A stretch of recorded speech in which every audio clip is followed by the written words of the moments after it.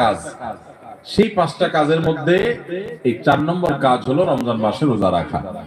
ইসলামের 5টা রোকন বা 5টা স্তম্ভের 1 নম্বর হলো আল্লাহ তাআলার একত্ববাদ এবং নবী করিম সাল্লাল্লাহু আলাইহি সাল্লামের রিসালাতের সাক্ষ্য দেওয়া। এটা হলো 1 নম্বর ঈমানের রোকন, ইসলামের রোকন। 2 নম্বর রোকন হলো 5 ওয়াক্ত নামাজ পড়া। 3 নম্বর রোকন হলো যাকাত আদায় করা। আর 4 নম্বর রোকন হলো রমজানের রোজা রাখা। আর 5 নম্বর খুঁটি হলো হজ করা। এই যে রমজান মাসে আমরা রোজা রাখি, আমি আপনাদের কাছে প্রশ্ন রেখে আলোচনা শুরু করতে চাই। রমজান মাসে যে আল্লাহ তাআলা রোজা ফরজ করেছেন, এটা কেন ফরজ করেছেন, উদ্দেশ্য কি? আমরা যারা আছি সামনে উপস্থিত, আমরা কে বলতে পারবো? রমজান মাসে যে আল্লাহ তাআলা রোজা ফরজ করেছেন, এটা কেন করেছেন? আর কারোর কোন উত্তর আছে? জি, ওই যে এক ভাই হাত তুলছেন, বলেন। আপনার পাশের জন কি অর্জন করা? আত্মশুদ্ধি অর্জন করা। আর কোন উত্তর আছে কারোর? হ্যাঁ, কিসের যাকাত? শরীরের যাকাত। আর কোন বলেন বাবাজি? তাকওয়া অর্জন করা। আর কারোর কোন উত্তর আছে? ভিন্ন কোনো উত্তর নাই? আপনারা কি সবাই বুদ্ধি পরামর্শ করে আসছেন নাকি? তাহলে সবাই এক উত্তর দিচ্ছেন। আর কোনো উত্তর নাই? রমজানে আমরা কেন রোজা রাখি, উদ্দেশ্য কি? ত্যাগ স্বীকার করা। হ্যাঁ,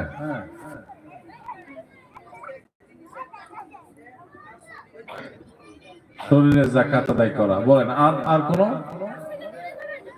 কিসের জন্য? বুঝে নেই? নফসের নির্দেশ থেকে দূরে থাকার জন্য। মাশাআল্লাহ। আর কোনটা? হ্যাঁ, জি, আল্লাহ তাআলার সন্তুষ্টি নৈকট্য অর্জন করা। আচ্ছা, আল্লাহর দিদার লাভ করার জন্য। মাশাআল্লাহ, যতগুলো আইটেম হয়ে গেছে, একটা ছোটখাটো বই হয়ে যাবে, কি বলেন? আর বাকি আছে কোনটা?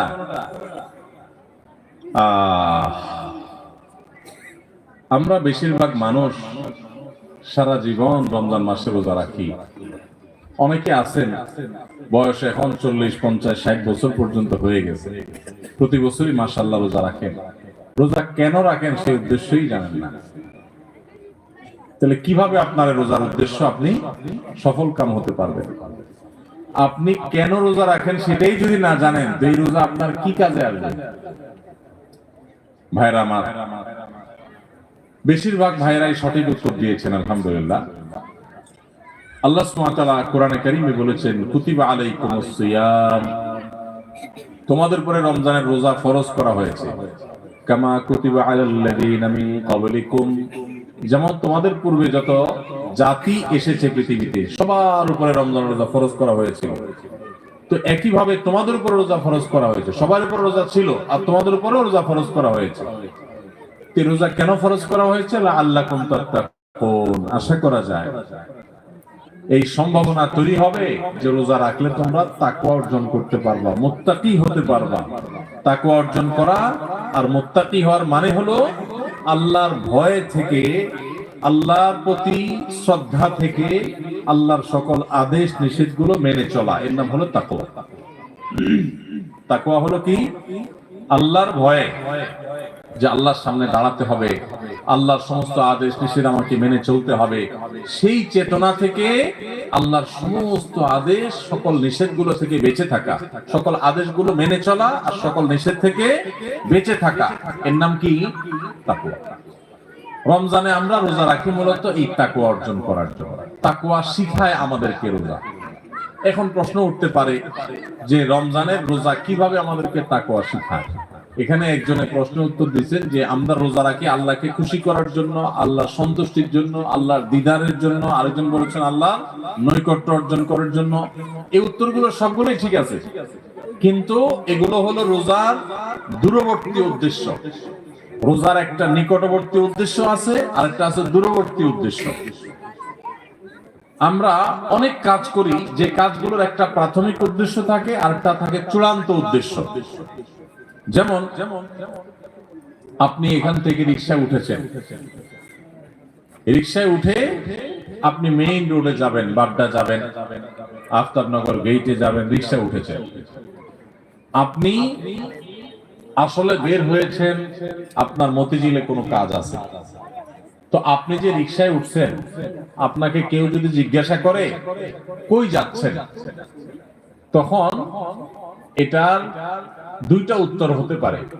একটা হতে পারে, ভাই রিকশা চড়ছি, রিকশায় করে আফতাবনগর যাব বা রিকশায় করে বাড্ডা পর্যন্ত যাব। আরেকটা উত্তর হতে পারে, ভাই মতিঝিল যাব, কারণ মতিঝিলে আপনি যাবেন, ওইটাই মূল উদ্দেশ্য। তো মতিঝিল গেলেও রিকশায় তো আর মতিঝিল যাবেন না, রিকশায় আপনি মেইন রোড পর্যন্ত যাবেন, এরপরে বাসে সিএনজিতে করে আপনি বা অন্য কোনো কিছুতে করে আপনি মতিঝিল যাবেন। তো এই যে রিকশায় করে আপনি প্রথম একটা জায়গায় যাবেন, এরপরে আরেকটা গাড়িতে করে আপনি আপনার মূল জায়গায় যাবেন। এই মূল জায়গায় যাওয়াটা হলো চূড়ান্ত লক্ষ্য, আসল উদ্দেশ্য, শেষ উদ্দেশ্য। আর প্রাথমিক উদ্দেশ্য হলো ওই যে মেইন রোড পর্যন্ত যাওয়া। ঠিক একইভাবে রমজানের রোজার দুইটা উদ্দেশ্য আছে। কয়টা উদ্দেশ্য আছে? একটা হলো প্রাথমিক উদ্দেশ্য, আরেকটা হলো ফাইনাল উদ্দেশ্য। একটা প্রাইমারি উদ্দেশ্য, আরেকটা হলো ফাইনাল উদ্দেশ্য। একটা হলো প্রাথমিক টার্গেট। প্রাথমিক লক্ষ্য হলো রমজানের রোজা, এর মাধ্যমে আমরা তাকওয়া অর্জন করব, মুত্তাকি হইতে পারবো। আর রোজার শেষ টার্গেট, চূড়ান্ত লক্ষ্য এবং যেখানে শেষ পর্যন্ত যেতে চাই, ওই যে শেষ গন্তব্য যেরকম মতিঝিল যাওয়া, এরকম রোজার শেষ গন্তব্য হলো আল্লাহকে সন্তুষ্ট করে জান্নাতে যাওয়া। এটা হলো রোজার শেষ উদ্দেশ্য, ফাইনাল উদ্দেশ্য। এখন প্রাথমিক উদ্দেশ্যটা যদি আপনি অর্জন করতে না পারেন, তাহলে ফাইনাল উদ্দেশ্যে কখনো আপনি যেতে পারবেন? আপনার মতিঝিলে যেতে হলে আপনাকে মেইন রোড পর্যন্ত, আগে মেইন রোড পর্যন্ত যদি আপনি যেতে না পারেন, তাহলে মতিঝিলে যেতে পারবেন? ঠিক একইভাবে রমজানের রোজা থেকে আগে আপনাকে মুত্তাকি হইতে হবে, আগে তাকওয়া অর্জন করতে হবে। রোজা রাখছেন, মুত্তাকি হইতে পারেন নাই, রোজা রাখছেন, তাকওয়া অর্জন করতে পারেন নাই, তাহলে আপনার মেইন রোড পর্যন্ত যাওয়া হয় নাই। অতএব মতিঝিল পর্যন্ত যাওয়া, অর্থাৎ জান্নাত পর্যন্ত যাওয়া, আল্লাহর সন্তুষ্টি লাভ, সেটাও অর্জন হবে না। আমি কি বুঝাইতে পারছি ভাইরা আমার? তাহলে এই যে রমজান আসছে, রোজা আসছে, প্রতি বছরই তো আমরা আলহামদুলিল্লাহ বেশিরভাগ মানুষই তো রোজা রাখি। আমাদের নিজেদেরকে জিজ্ঞাসা করতে হবে, রোজার যে প্রাথমিক উদ্দেশ্য আছে সেটা আমি হাসিল করতে পারলাম কি পারলাম না। যদি আমি রোজার প্রাথমিক উদ্দেশ্য হাসিল করতে না পারি, তাহলে রোজার আসল উদ্দেশ্য যে আল্লাহকে খুশি করে জান্নাতে যাওয়া, সেটা কোনোদিনই অর্জন হবে না। এবার তাহলে আমাদের হিসাব মিলাইতে হবে যে রোজা রাখার পর আমি মুত্তাকি হইতে পারছি কিনা। আসেন একটু আমরা হিসাব মিলানোর চেষ্টা করি ভাইরা আমার। রমজানের রোজা রেখে আপনি যদি অন্যায় কাজ ছাড়তে পারেন, গুনাহের কাজ ছাড়তে পারেন, পাপের কাজ ছাড়তে পারেন, আল্লাহর সমস্ত আদেশগুলো মেনে চলতে পারেন, আপনি রোজাদার। রমজানের সম্মান, রমজানের মর্যাদা রক্ষা যদি আপনি করার চেষ্টা করেন, তাহলে বুঝতে হবে আপনার ভিতরে ওই যে তাকওয়া, আল্লাহর ভয়ে, আল্লাহর নির্দেশ মানা, আল্লাহর নিষেধ থেকে বেঁচে থাকা, এই চেতনা আপনার মধ্যে একটু একটু করে জাগতেছে। এরপরে পুরো মাস রোজা থাকার পর রমজান শেষে যদি আপনার কাছে মনে হয় যে আপনি মাশাআল্লাহ কিছু গুনাহ ত্যাগ করতে পারছেন, আপনি আগে ধূমপান করতেন, আপনি রমজান মাসে যেহেতু রোজার দিনে সারাদিন আপনি ধূমপান করতে পারেন না, আবার রাতে 6-7 ঘন্টা ঘুমায় থাকেন, 1 ঘন্টা তারাবিতে চলে যায়, তাহলে গড়ে 19-20 ঘন্টা বা 17-18 ঘন্টা, 19 ঘন্টা 20 ঘন্টা আপনি এঙ্গেজ থাকেন, চাইলেও ধূমপান করার সুযোগ নাই। 13-14 ঘন্টা রোজা রাখলেন, 6-7 ঘন্টা ঘুমায় থাকলেন, সেহরি সহ আপনার তারাবির নামাজ সহ 5 ওয়াক্ত নামাজ মিলায়া, সব মিলায়া আপনার প্রায় 19-20 ঘন্টা ধরে আপনি এমনি, আপনি চাইলেও বিড়ি সিগারেট খাওয়ার সুযোগ নাই, তাহলে আর বাকি থাকে 4 ঘন্টা 24 ঘন্টার মধ্যে। তাহলে রমজান মাসে আপনি যদি এই 4টা ঘন্টা কষ্ট করে জিম খিচি থাকতে পারেন, তাহলে 1 মাসেই আপনি চাইলে এই বদভ্যাস ত্যাগ করতে পারেন। ভাইরা আমার, অনেক খারাপ জিনিস আছে, অনেক হারাম জিনিস আছে, যেগুলো চাইলেই কিন্তু আমরা ত্যাগ করতে পারি এই রমজান মাসে। তো রমজান মাসে এই হারাম জিনিসগুলো, এই খারাপ জিনিসগুলো যদি আমরা ত্যাগ করার চেষ্টা করি, আমরা যদি পরিকল্পনা করি, রমজান শেষ হয়ে গেছে, আমি একটা খারাপ জিনিস ছেড়ে দিতে পারলাম, আপনি ধূমপানটা ছেড়ে দিতে পারছেন। আপনার আগে মুখ খারাপ হতো, রমজান মাসে না রোজা থেকে আমি মুখ খারাপ করতে পারি না, রোজা আসছে আমাকে ভদ্র বানানোর জন্য, রোজা আসছে আমাকে নেককার করার জন্য, রোজা আসছে আমাকে মুত্তাকি বানানোর জন্য, রোজা আসছে আমাকে নামাজি বানানোর জন্য, রোজা আসছে আমার মুখটাকে সংযত করার জন্য, কন্ট্রোল করার জন্য, আমার চোখটাকে কন্ট্রোল করার জন্য। আমি হারাম জিনিস দেখবো না, খারাপ জিনিস দেখবো না। রোজা আসছে আমাকে ট্রেনিং দেওয়ার জন্য। এই শিক্ষা যদি রমজানের রোজা থেকে আপনি নিতে পারেন, আর রমজান মাস শেষে আপনি যদি চোখে আঙ্গুল দিয়ে দেখাতে পারেন, নিজের বিবেকের কাছে উত্তর দিতে পারেন যে রোজার মাস রোজা রেখে, রমজান মাস আমি সিয়াম সাধনা করে, তাকওয়া চর্চা করে আমি অমুক বদঅভ্যাস ছাড়ছি, অমুক খারাপ কাজ ছাড়ছি, অমুক ভালো কাজটা ধরছি, আগে নামাজ নিয়মিত পড়তাম না, এখন ৫ ওয়াক্ত নামাজ শুরু করছি। যদি রমজানের পরেও এগুলো আপনি ধরে রাখতে পারেন, তাহলে আপনি আল্লাহর শুকর আদায় করবেন যে আপনার রোজা আল্লাহর কাছে কবুল হয়েছে। এবং কবুল হয়েছে দেখে আল্লাহ আপনাকে রোজার মাধ্যমে ভালো কাজ করার তৌফিক দিচ্ছেন, খারাপ কাজ থেকে বাঁচার তৌফিক দিচ্ছেন।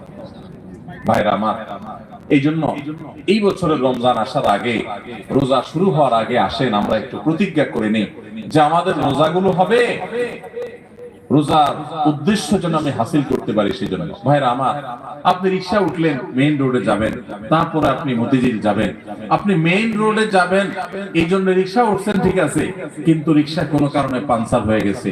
এই পাঞ্চার হওয়া রিক্সা আপনি বসে আছেন, আপনি আর যান নাই, আপনি আরেক রিক্সা উঠেন নাই, আপনি ফেরত চলে আসছেন, তাহলে আপনি কখনো মতিঝিল যাইতে পারবেন? রমজান মাসে রোজা রাখার পর একটা গুনাহ হয়ে গেছে, এটা হলো চাকা পাঞ্চার হওয়ার মতো, সামনে আগাইতে পারলেন না। তাকওয়া চর্চা করার কথা, গুনাহ এবং হারাম কাজ ছাড়ার কথা, বদঅভ্যাস ত্যাগ করার কথা, কিন্তু আপনার ত্যাগ করতে পারেন নাই। তাহলে আপনি ওই যে চাকা পাঞ্চার হয়ে যাওয়ার মতো থেমে থাকবেন না, আরো সামনে অগ্রসর হবেন, আরো শক্তিশালী ভাবে অগ্রসর হবেন। ভাইরা আমার, জীবনটা খুব সীমিত বাবারে, অনেক সংক্ষিপ্ত জীবন, দেখতে দেখতে জীবন পার হয়ে যায়। যারা বয়স ৩০-৪০ হয়ে গেছে বা আরো কম বেশি আছে, একটু চোখটা বন্ধ করে শৈশবকে একটু চিন্তা করেন, দেখবেন কদিন আগে আপনি ছোট বাচ্চা পোলাপানের মতো হাঁটাহাঁটি করছেন। এই যে পোলাপান ছোটাছুটি করতেছে, এদের মতো কয়দিন আগে আপনি ছিলেন।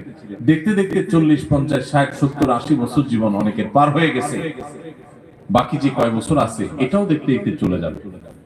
সব পড়ে থাকবে, আপনার ব্যবসা বাণিজ্য, আপনার সংসার, আপনার ঘর বাড়ি, আপনার দোকানদারি, ভাইরা সব থেকে যাবে। শুধু আপনার সাথে আপনার আমলগুলো যাবে, আপনার আমলগুলো যাবে।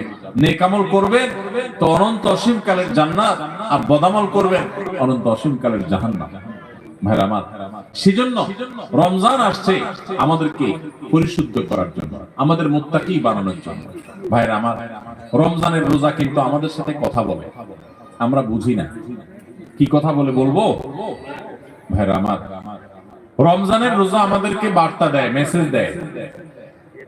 কি মেসেজ দেয়, কি বার্তা দেয়? রমজানের রোজা বলে যে দেখো, তুমি আমাকে ধারণ করে, অর্থাৎ রোজা রেখে, সিয়াম পালন করে তুমি খাও না, পান করো না, যৌনাচার করো না। কেন করো না? আল্লাহর ভয়। সিয়াম শব্দের মানে, আমরা সিয়াম বলতে রোজা বলি, সওম বা সিয়াম এটা হলো হাদিসের ভাষা, কোরআনের ভাষা। এই সওম বা সিয়াম শব্দের অর্থ কি আমরা জানি? সওম বা সিয়াম শব্দের অর্থ কেউ বলতে পারবেন? বিরত থাকা, সঠিক উত্তর। সওম বা সিয়াম শব্দের অর্থ কি ভাই? বিরত থাকা। তার মানে সওম বা সিয়াম বা রোজা এটা আমাদেরকে বিরত থাকা শেখায়। কিভাবে বিরত থাকা শেখায়? আপনি রোজা রাখছেন, খুব ক্ষুধা লাগছে, খানাও আছে, রোজা রাখছেন, খুব পিপাসা লাগছে, আবার খানাও আছে, পানিও আছে সামনে। মানুষ খায় তখন, এই যে ক্ষুধাও আছে আবার সামনে খাবারও আছে, কিন্তু সে খাচ্ছে না। তাহলে সে কি করলো? বিরত থাকলো। সে খানা থেকে কি থাকলো? বিরত থাকলো। পানি আছে সামনে, সে চাইলেই পান করতে পারে, আবার পিপাসাও লাগছে, কিন্তু যেহেতু সে রোজা আছে এই জন্য সে পানি খায় না। তাহলে সে কি করলো? বিরত থাকলো। পানি পান থেকে কি করলো? বিরত থাকলো।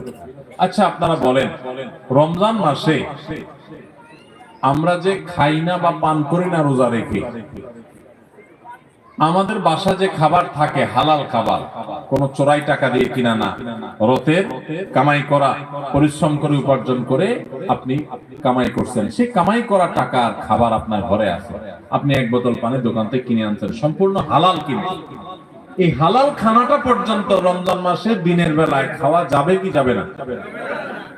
রোজা রেখে এই হালাল খানাটাও খাওয়া।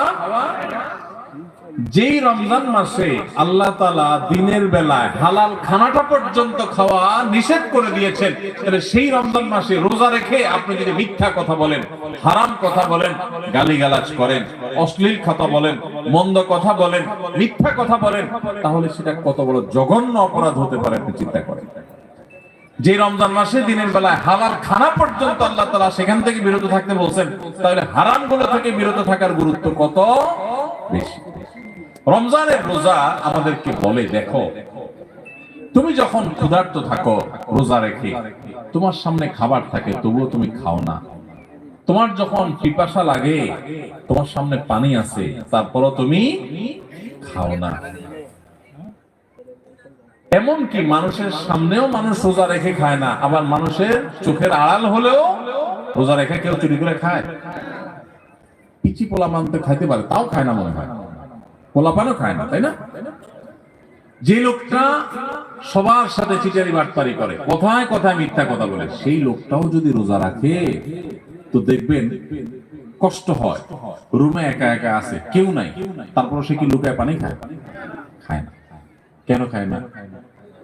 কারণ যেই আল্লাহর জন্য রোজা রাখছে, এই রুমে কেউ না দেখলে কি হবে, সে আল্লাহ দেখে, আল্লাহর ভয়ে সে কিন্তু কিছু। তো রোজা আমাদেরকে বলে, ও রোজাদার, ও আল্লাহর বান্দা, তুমি যে আল্লাহর ভয়ে রোজা রেখে পানিটা খাচ্ছ না, তোমার পিপাসা আছে, খাবারটা নিচ্ছ না, তোমার ক্ষুধা আছে, তারপরও কেউ দেখতেছে না, সিসি ক্যামেরাও নাই, রুমে দরজাও আটকানো, ফ্রিজে খাবার আছে, ঠান্ডা পানি আছে, সবকিছু আছে, ক্ষুধা তৃষ্ণাও আছে, তারপরও তুমি খাচ্ছ না, পান করতেছ না, কেউ দেখছে না, তারপরও তুমি করতেছ না কেন? তোমার বিবেককে জিজ্ঞাসা করো। কারণ তুমি আল্লাহকে ভয় করো, আল্লাহ তোমাকে নিষেধ করেছেন খেতে, সেজন্য খাচ্ছ না। তো তুমি যখন মোবাইলে হারাম জিনিস দেখো, তুমি যখন কারোর হক নষ্ট করো, তুমি যখন কারোর ক্ষতি করো, তুমি যখন একটা গালিগালাজ করো, তুমি যখন কারোর পিছনে সমালোচনা করো, তুমি যখন নামাজ পড়ো না, তুমি যখন গুনাহের কাজ করো, তুমি যখন খারাপ কাজ করো, তখন তোমার বিবেক কেন জাগে না? তোমার আল্লাহ তো সেটাও দেখতেছেন, আল্লাহ তো সেগুলোও নিষেধ করেছেন।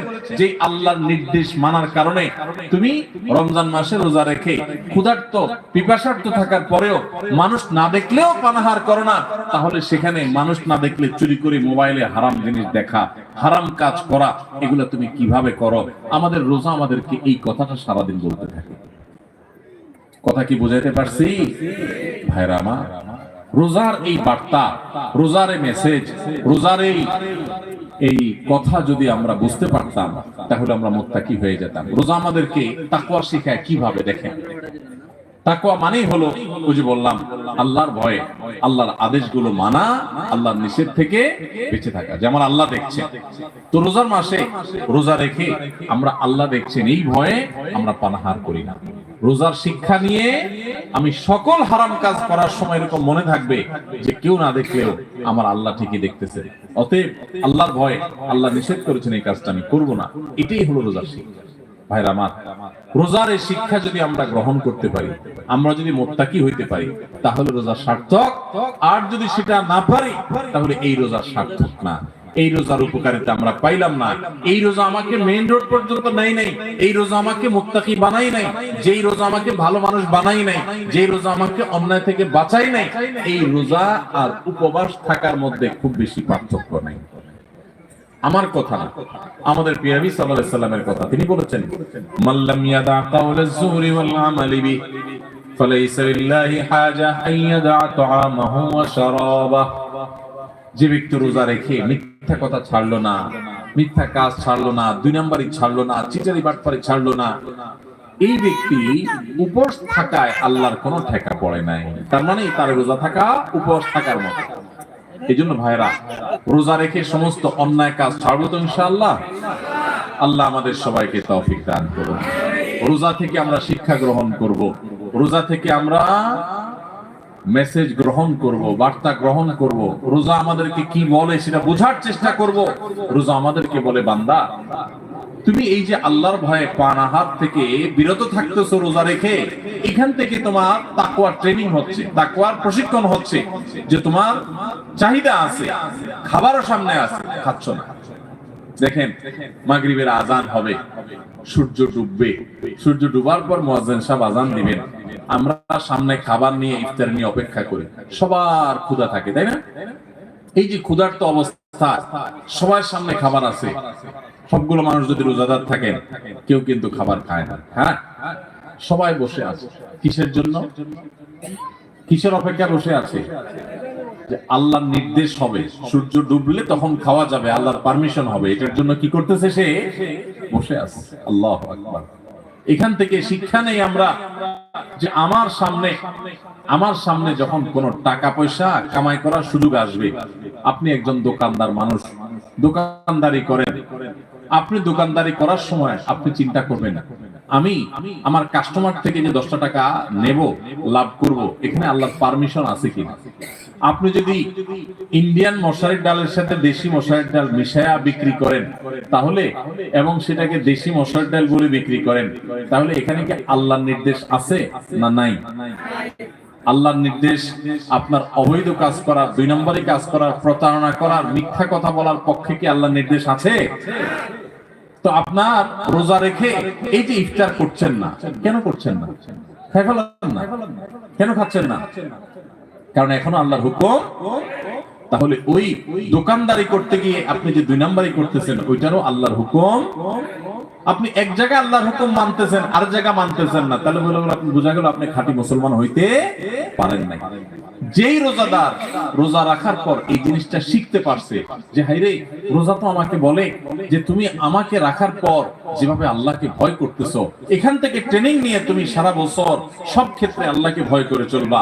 আল্লাহ আমার জন্য হারাম করছেন, আমার কষ্ট হবে, আমার টাকার দরকার, আমার অনেক অভাব আছে, তারপর আমি 2 নম্বর পথে কামাই করব না।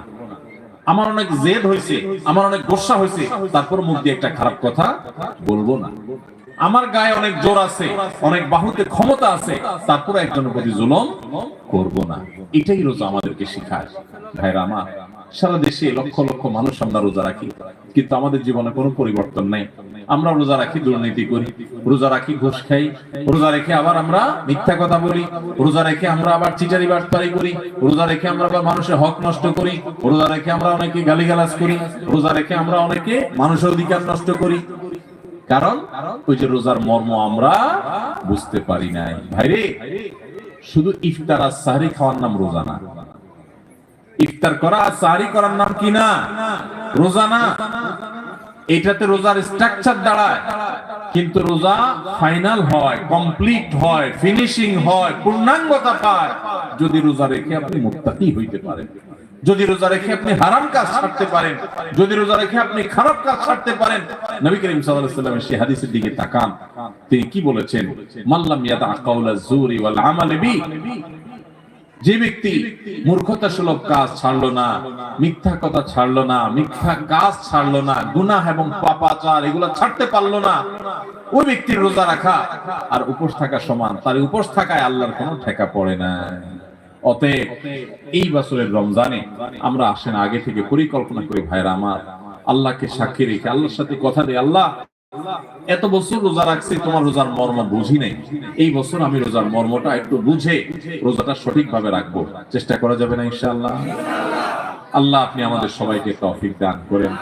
আল্লাহ আপনি আমাদের সবাইকে মুত্তাকি বানায় দেন, মুত্তাকিদের ইমাম বানায় দেন, আমাদের তাকওয়া অর্জন করার তৌফিক দান করেন।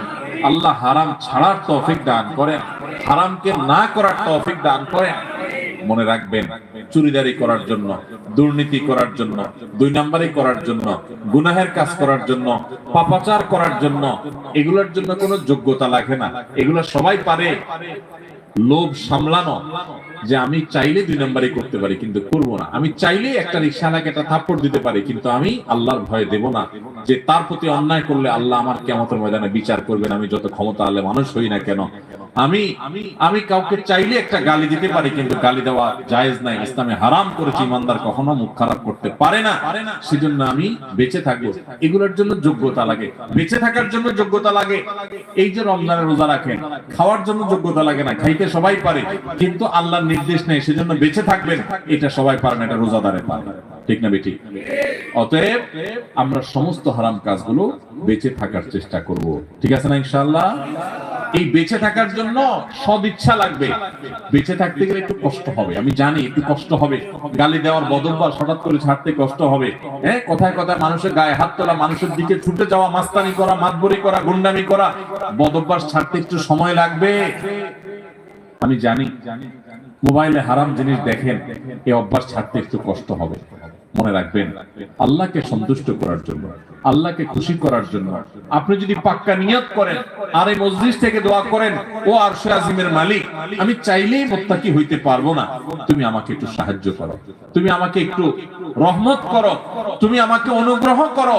তোমার কত বান্দা খারাপ মানুষ ছিল, তারা ভালো হয়ে গেছে, আল্লাহ তুমি আমাকে একটু ভালো মানুষ বানায় নাও, আমি যেন ভালো হইতে পারি। চেষ্টা করা যাবে না ইনশাআল্লাহ?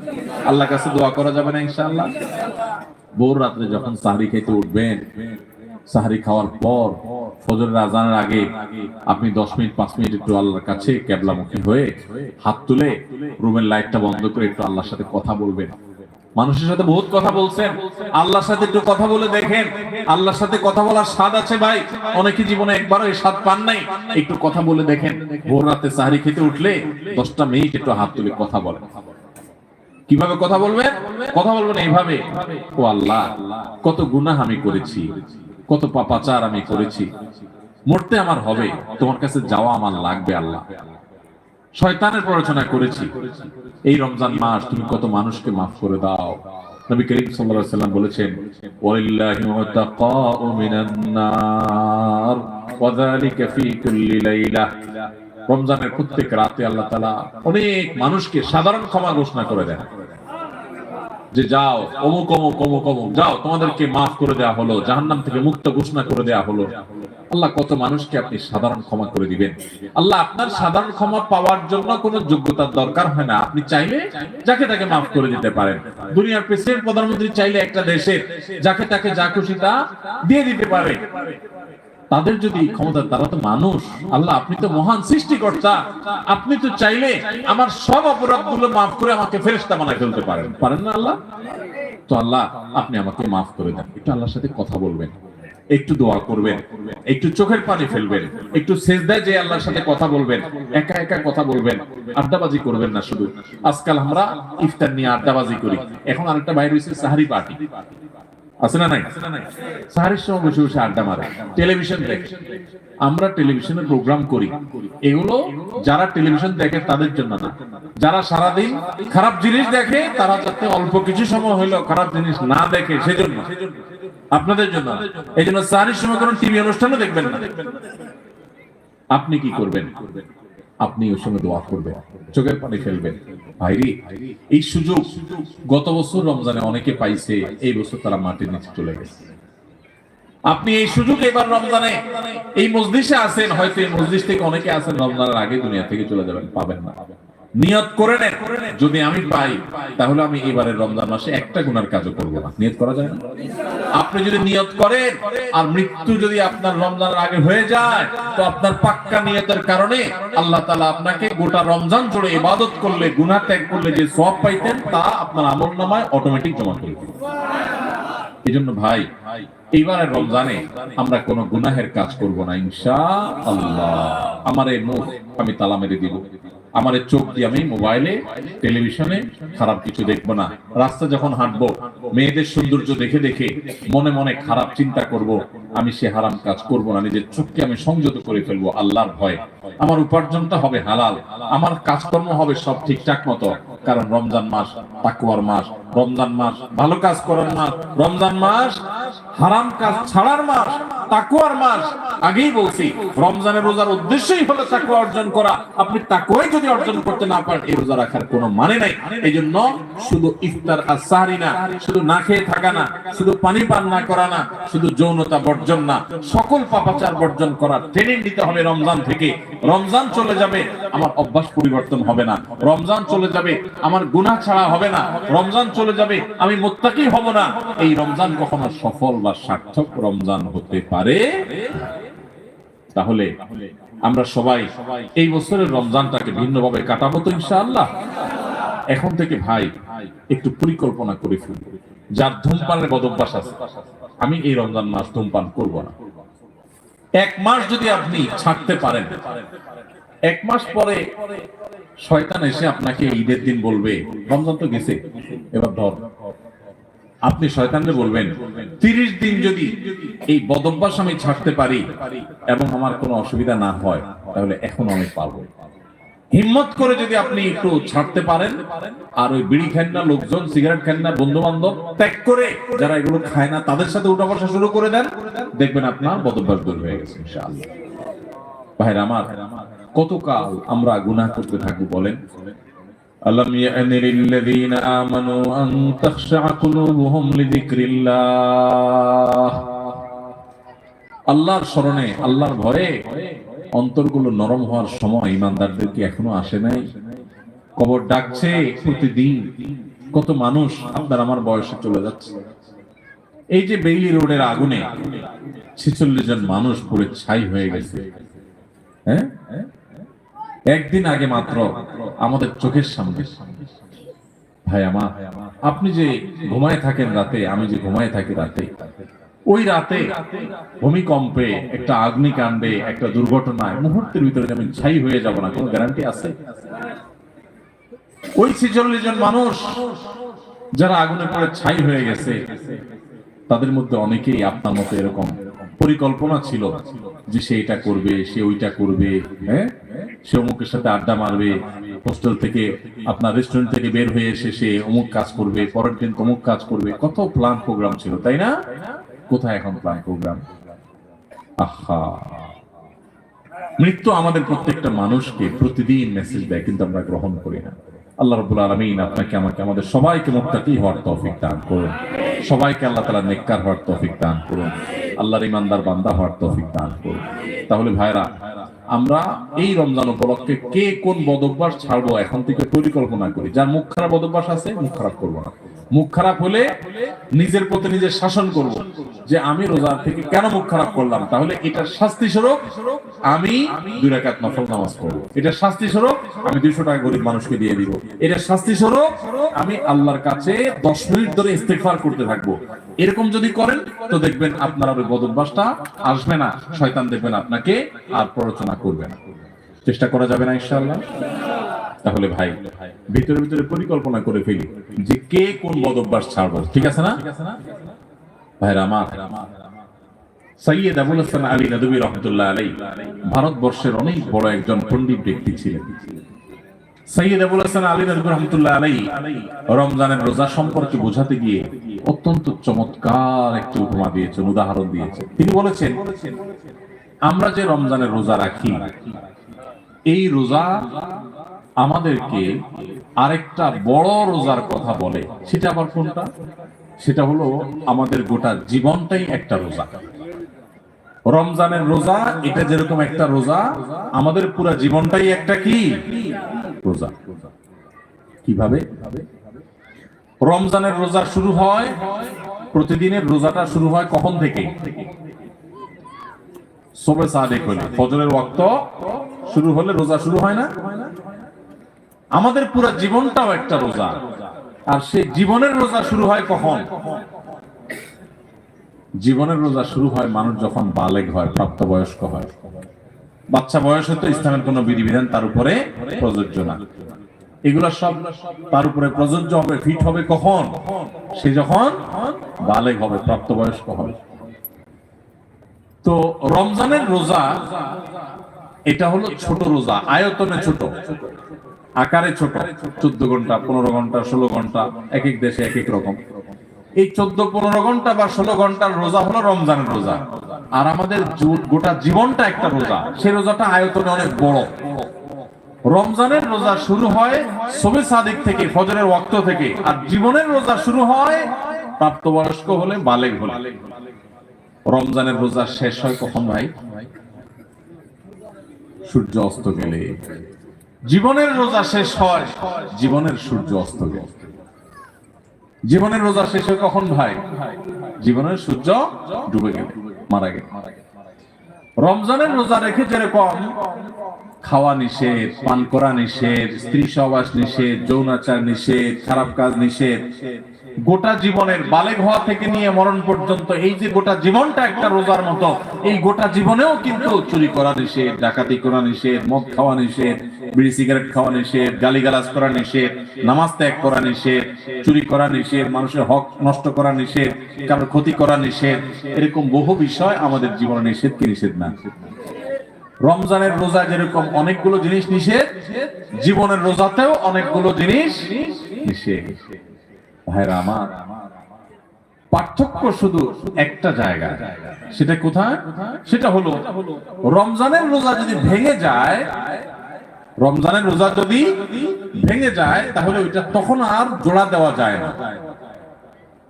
কিন্তু জীবনের রোজা যদি ভেঙে যায়, আপনি জীবনের রোজা রেখে পাপাচার করার কথা না, কিন্তু একটা পাপ করে ফেলছেন, তাহলে রোজা ভেঙে গেল, জীবনের রোজা। তো সাথে সাথে আপনি চাইলে তওবা করে আল্লাহর কাছে যদি মাফ চান যে আল্লাহ আমার ভুল হয়ে গেছে, আর আমি করব না, তো তওবা যদি করতে পারেন, খাঁটি তওবা, তাহলে আপনার সেই ভুল আল্লাহ মাফ করে দিবেন, আবার নতুন করে রোজা কন্টিনিউ হবে। কথা কি বুঝাইতে পারছি? তাহলে রমজানের রোজাটাও একটা রোজা, আমাদের পুরো জীবনের রোজাটাও একটা। রমজানের রোজার শুরু আছে, শেষ আছে, জীবনের রোজারও শুরু আছে। রমজানের রোজাতে আমরা যদি কোনো কিছু খেয়ে পান করে রোজা ভেঙে ফেলি, এটা জোড়া লাগানো যায় না, কারণ 12-14 ঘন্টার রোজা। ওইটা যেহেতু সারা জীবনের 50-60 বছরের রোজা, এই জন্য ওখানে যদি রোজা ভঙ্গ হয়ে যায়, তওবা করে সাথে সাথে জোড়া লাগানো যায়। ভাইরা আমার, রোজা যে আমাদের কত কিছু শিখায়, রোজার যে কত মর্ম আছে, রমজান যে আমাদেরকে কত কিছু শিখায়। আহা, আমরা বেশি ওখানে বুঝি না। আমাদের রোজার মানে 4টা জিনিস। আমাদের রমজানের মানে কয়টা জিনিস? আমাদের রমজান মানে হলো রোজা রাখা, ইফতার করা, সাহারি খাওয়া, আর বড় জোর তারাবি পড়া, বস কাম 4টা। আর এর সাথে আমরা যত অপকর্ম আছে, যত আকাম কুকাম আছে, যত গুনাহের কাজ আছে, যত পাপাচার আছে, সব চালাইতে থাকি। রোজা মানে শুধুমাত্র পেটের রোজা না, রোজা মানে শুধু মুখের রোজা না, রোজা মানে 2 ঠোঁটের রোজা, রোজা মানে হাতের রোজা, রোজা মানে পায়ের রোজা, রোজা মানে চোখের রোজা, রোজা কানের হয়, রোজা আপনার মাথার হয়, ব্রেইনের হয়, রোজা পুরো শরীরের হয়। আপনি মন দিয়ে খারাপ চিন্তা করবেন না, চোখ দিয়ে খারাপ জিনিস দেখবেন না, কান দিয়ে খারাপ জিনিস শুনবেন না, হাত দিয়ে খারাপ জিনিস ধরবেন না। এই সবগুলো রোজা।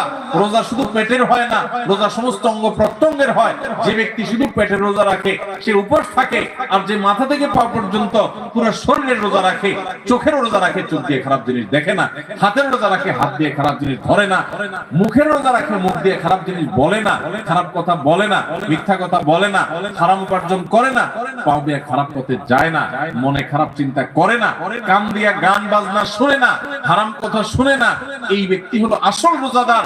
এই ব্যক্তি শুধু পেটের রোজা রাখে নাই, সে মাথা থেকে পা পর্যন্ত পুরো শরীরের রোজা রাখছে। চেষ্টা করবো আমরা ইনশাআল্লাহ। ভাইরে, জীবনে বহু রোজাই তো রাখছেন, আসেন না এবার রমজানকে সামনে রেখে একটু পাক্কা নিয়ত করে ফেলি। আল্লাহ সুবহানাহু ওয়া তাআলা দেখছেন আমরা কোরআনের মাহফিলে আসছি, হাদিসের মাহফিলে আসছি, মাদ্রাসার তালেবে ইলমদের সাথে, ইতিমদের সাথে দ্বীনি প্রোগ্রামে আজকে একত্রিত হয়েছি। কত কষ্ট করে এই প্রোগ্রাম আয়োজন করছেন ভাইয়েরা আমার, আলেমরা, কর্তৃপক্ষ কত পরিশ্রম করে করেছেন।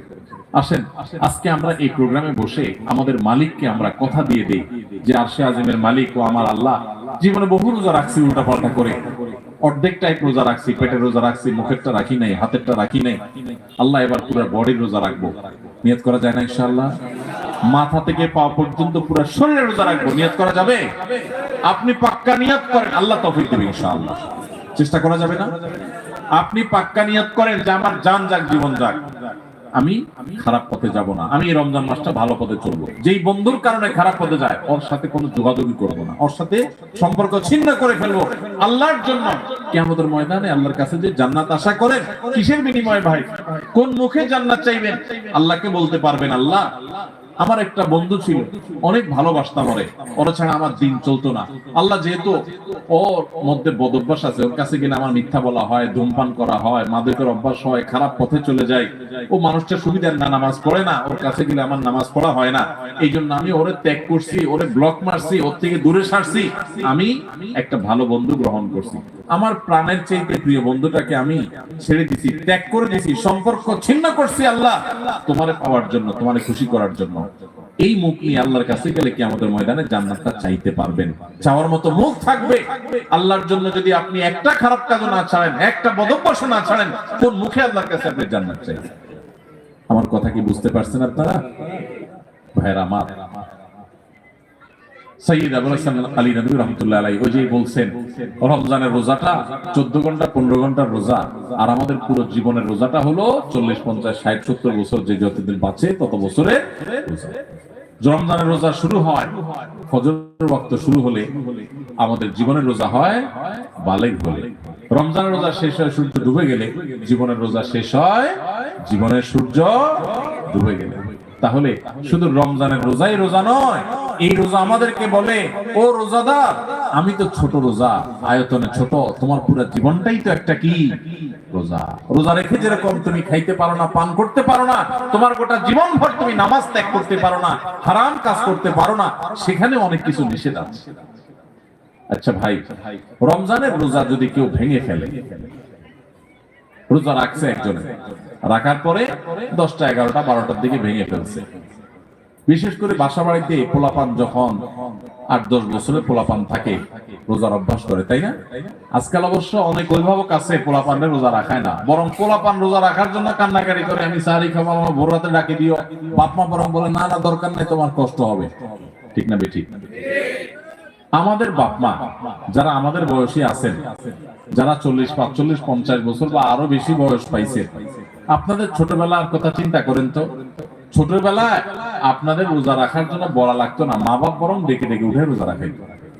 আর এখন বাপ মা পোলাপান রে এত আদর করে রোজা রাখতে দেয় না, বাবা রোজা রাখলে তোমার শরীর খারাপ হবে। আমি বলি শুনেন, পোলাপানকে এইরকম অতিরিক্ত আদর করে, আদর করা ভালো, কিন্তু অতিরিক্ত আদর করে পোলাপানকে এক একটাকে ফার্মের মুরগি বানাইতেছে।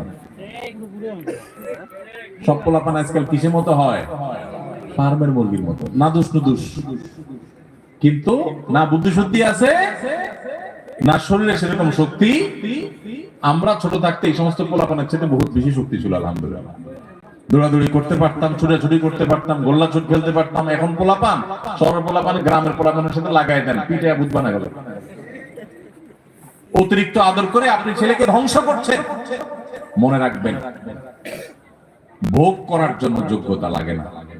ভোগ তো গরু ছাগলও করতে পারে, কুকুর শুকুরও করতে পারে, পশু পাখিও করতে পারে। ভোগ করার জন্য যোগ্যতার প্রয়োজন হয় না, ত্যাগ করার জন্য যোগ্যতার প্রয়োজন হয়। বাচ্চাকে ত্যাগ শিখান, ভোগ শিখানোর দরকার নাই। ওর জীবনে সবকিছু বেটে বলে হয়ে যাবে, জীবনে সবকিছু মসৃণ হয়ে যাবে, এটা জরুরি না। অনেক কিছু তার জীবনে বাধা আসবে। তাকে কষ্ট করা শিখান, তাকে পরিশ্রম করা শিখান, তাকে ত্যাগ করা শিখান। ক্ষুধার যে কি কষ্ট এটা তাকে বুঝান, তাহলে গরিব মানুষদের কষ্ট সে বুঝবে, সে গরিবদের পাশে দাঁড়াবে।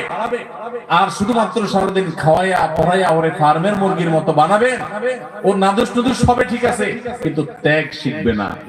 সে মানুষের কষ্ট বুঝবে না। মানুষের কষ্ট যখন বুঝবে না, এই বাচ্চা বড় হয়ে তার বাপ মার কষ্ট সে বুঝবে না।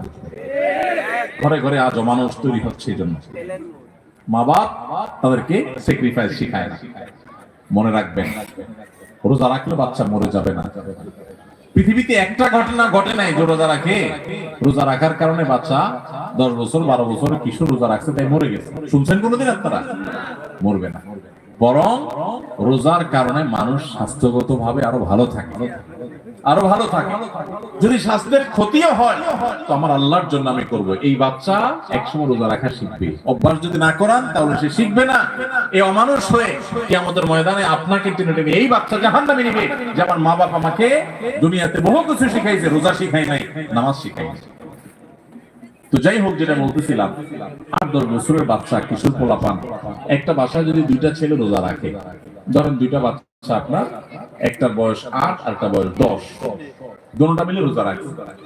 রোজা রাখার পর সাধারণত একটু বয়স যেগুলো বেশি হয়, মানে 10-12 এরকম, তাদের মধ্যে ওই যে বাদরামিটা শুরু হয়, বাদরামি দুষ্টামিটা শুরু হয়। এই দুইজনের মধ্যে মনে করেন বড় ছেলেটা সকাল 10টা-11টা দিয়ে প্যান প্যান করা শুরু করছে মায়ের পিছে পিছে, আম্মু আমার ক্ষুধা লাগছে, আমি রোজাটা ভেঙে ফেলি, আমার কিছু খাইতে ইচ্ছা করে, আমি আর পারতেছি না, গলা শুকিয়ে আসতেছে। মনে করেন ও একটু প্যান প্যান শুরু করছে বাপের পিছে, মায়ের পিছে, দাদির পিছে, সবার পিছে পিছে ঘুরে। তো বাপ্পা যখন দেখে যে অনেক বেশি জ্বালাতন করতেছে, তো প্রথম হয়তো বোঝানোর চেষ্টা করে, একটু কষ্ট করো, একটু সবর করো। যখন দেখে না ও সবর মানবেই না, তখন বাপ মা যদি বলে ঠিক আছে যা খা, তাহলে ও রোজাটা ভেঙে ফেললো। মনে করেন 10 বছরটা রোজাটা ভেঙে ফেললো, 8 বছরটা মনে করেন রোজাটা কষ্ট হচ্ছে তারপরে সে রাখছে। এরকম হয় না অনেক সময় ঘরে? আচ্ছা, যে রোজাটা ভেঙে ফেলছে ওর ভাগ্যে কি খানা জুটে? 10টা-11টার দিকে রোজা ভাঙছে, মনে করেন 12টার দিকে রোজা ভাঙছে, তখন তার ভাগ্যে কি খানা জুটে? মুসলমানের ঘরে রমজান মাসে সকাল 10টা-11টা কি ধরনের খানা থাকে? গরম ভাত থাকে না? কি থাকে? বাসি ভাত। আর সাহারিতে যে মাছ রান্না করা হয়েছে, একদম পেটির টুকরা, ভালো ভালো টুকরাগুলো সব থাকে, লেঞ্জা, মাথা, হ্যাঁ, ছোটখাটো টুকরা, কাঁটা কুটা, এগুলা বাসি তরকারি, তাই না? আর গোস্তের পাতিলেরও একই অবস্থা, বাইসা বুসা সব সাহারিতে খায়া হাড্ডি হুড্ডি, চর্বি চার্বি এগুলো থাকে। যে ছেলেটা রোজা ভাঙে ও কিন্তু খাইতে পারে, এটা ঠিক যে ও খাইছে, খায়া পেটটা ভরে ফেলছে, ও এখন খুব সুখে আছে। কিন্তু কি খায়া পেট ভরছে? বাসি খাবার। মনে রাখেন, কিন্তু একটা কাজ আছে সামনে। বাসি খাবার খাইলো, তাই না? বাসি খাবার খায়া এবার ও লাফাচ্ছে, দৌড়াচ্ছে, খেলতেছে, কারণ তো খাইছে, পানি পান করছে, রোজা ভেঙে ফেলছে, ও তো এখন সুখ। আর ছোট যেটা 8 বছরের, ওর কি অবস্থা হয়? কথা বলেন, ওর অবস্থা কি? সময় যত বাড়তে থাকে তার কষ্ট বাড়তে থাকে। 12টা বাজে, 1টা বাজে, 2টা বাজে, আস্তে আস্তে মুখটা শুকায় আসে। খেয়াল করেন না? মুখটা শুকায় আসে। ছোট মানুষ, বলতেও পারে না, সইতেও পারে না, এদিকে রোজা আছে। আস্তে আস্তে যখন 2টা বাজে, 3টা বাজে, 4টা বাজে, বিকাল হইতে থাকে, এবার এই বাচ্চার চেহারাটা যখন ফ্যাকাশে হয়ে আসে, সে যখন কষ্ট করে, এবার তার বাপ দেখলে তাকে বলে, আব্বু এই তো আর 3 ঘন্টা। হ্যাঁ, মা দেখে বলে, বাবা এই তো আসর আযান হয়ে গেছে, দেখতে দেখতে মাগরিব হয়ে যাবে, আর একটু। দাদি ডাকা বলে যে নাতি এই তো শেষ, দেখতে দেখতে পার হয়ে যাবে। কত কষ্ট করছে, আরে আমার নাতিরা। আদর শুরু হয়ে যায়, তাই না? এরপর যখন ইফতারের সময় কাছাকাছি হয়, বিশেষ করে গ্রামাঞ্চলে যারা থাকেন তারা একটু গ্রামের চিত্রটা চিন্তা করেন তো কেমন হয়। যখন ইফতারের সময় কাছাকাছি হয়, তখন ওই যেটা 10টা-11টা-12টা রোজা ভাঙে ফেলে যে খুব লাভবান হয়েছে তা না, বাসি খানা খাইছে। এখন সে যখন মা গরম গরম ইফতার বানায় বানায়া, শরবত বানায় বানায়া সব টেবিল এনে সাজানো শুরু করে, ও আশেপাশে যখন গুড়গুড় করে, ওই যে ভাঙছে রোজা, ওটা যখন গুড়গুড় করে, একটু তাকায়, মা দেয় ধমক, যা হাঁস ধর, মোরগ ধর, বাবুটা কাঁদতেছে, চোখে দেখোস না, করে রাখ। কারণ তুমি তো রোজা ভাঙছো, চান্দু, তুমি বাসি খায় এত পেট ভরছো, তোমার তো এখন ইফতারের জন্য এত লালায়িত হওয়ার কথা নেই, তাড়াহুড়া নেই। যাও বাচ্চারা ধরো, যাও তাড়াতাড়ি একটা মোমবাতি নিয়ে আসো, কারেন্ট চলে গেলে জ্বালাইতে হবে। তাহলে ও রোজা ভাঙে একটু বাসি খানা খাইছে একটু বাসি খানা, কিন্তু এখন দৌড়ানি খায়। বিকালে কি খায়? দৌড়ানি খায়। আর যেই ছেলেটা ছোট মানুষ, রোজা রাখছে, মুখটা শুকায় গেছে, আর আধা ঘন্টা বাকি আছে সূর্য ডুবার, ওর কি অবস্থা হয় বলেন? তাড়াতাড়ি তারা ডেকে এনে দাদি কোলে নিজের কাছে বসা চেয়ারে, হ্যাঁ, বাবা হাত দেয় পিঠে, মা এসে চুমা দেয়, বাবা আমার কত কষ্ট হয়ে গেছে, এই তো বাবা আজান দিয়ে দিবা আর অল্প একটু বাকি, আদর আর আদর শেষ নাই, তাই না? আর মুয়াজ্জিন আজান দিতে দেরি, তার খানার আর দেরি, মা শরবত আগাইতে, বাবা আগে শরবতটা মুখে নাও, দাদি খেজুর আগাইতে, বাবা আগে একটু খেজুরটা মুখে নাও, বাপে পেঁয়াজি ধরে রাখে, বড় আরেক ভাই বোন থাকলে তারা আপনার চপ ধরে রাখে, আরেকটা ধরে রাখে, একটা পর একটা খাওয়াইতে থাকে, তুই খা বাবা খা। আর ওইটা যদি কাছাকাছি আসে দে ধমক, বাচ্চা কাঁদতেছে দেখো না পিছিয়ে ওর ধর, হয় কি হয় না বলেন? ওই যে ধমক টমক খায়, দৌড়ানি দাঁড়ানি খায় বেচারা রোজা ভাইয়া, সে কিন্তু মাগরিবের পর আজান হয়ে গেলে, নামাজ হয়ে গেলে, ওই ডাইনিং টেবিল থেকে ইফতারি সবাই খায়া টায়া যখন